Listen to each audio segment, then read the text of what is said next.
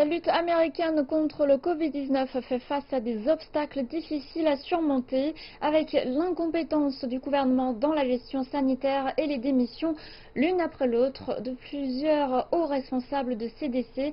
Tout de suite, on fait le point avec Zhu Jingtian dans sa revue de presse. Bonjour Jingtian. Bonjour. Alors, actuellement, quelle est la situation épidémique aux États-Unis? Bon, l'épidémie de Covid-19 tarde à s'atténuer aux États-Unis et le personnel médical est épuisé. Le directeur des CDC américains, Dr. Robert Redfield, a averti que la lutte américaine contre l'épidémie pourrait s'avérer vaine si on ne renforçait pas les efforts.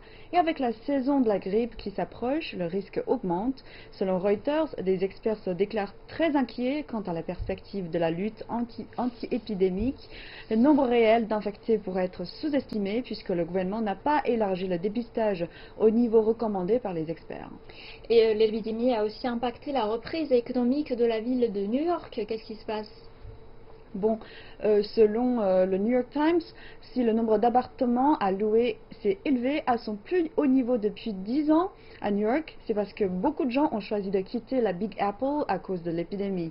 Les loyers ont donc connu une baisse en raison de la hausse soudaine de l'offre, ce qui constituerait un nouvel obstacle pour la reprise économique de la ville. Même à Manhattan, les appartements à louer sont devenus très nombreux en peu de temps et beaucoup d'immeubles de bureaux sont maintenant inoccupés.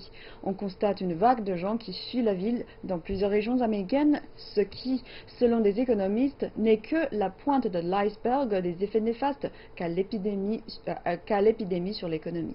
Et les activités en général dans le pays ont-elles été reprises comme le gouvernement voudrait? Bon, malheureusement, non.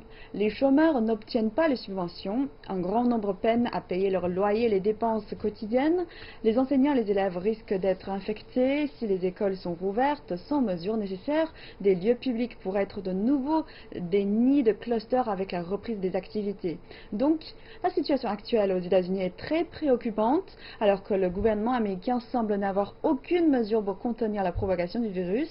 La lutte américaine contre l'épidémie se trouve maintenant à la croisée des chemins et si les États-Unis continuaient à suivre les politiques actuelles, de graves conséquences les attendraient. Comme vous décrivez, la situation est très inquiétante. Est-ce que le gouvernement américain est conscient de la gravité? On n'en est pas sûr, mais ce qui est sûr est que de nombreux États ont assoupli des mesures de prévention précocement. Certains n'ont même pas agi pour empêcher la propagation du virus. Et le Covid-19 a balayé les États-Unis comme une tornade. Étant donné la gravité de l'actuelle situation, les États-Unis n'ont pas de raison d'être optimistes, sans même parler d'une reprise économique. Le gouvernement américain n'a pas rempli sa responsabilité de protéger la santé de ses citoyens et l'épidémie a exposé de faiblesses fondamentales de ce pays et un grand écart entre ce qu'il a promis et ce qu'il a réalisé réellement.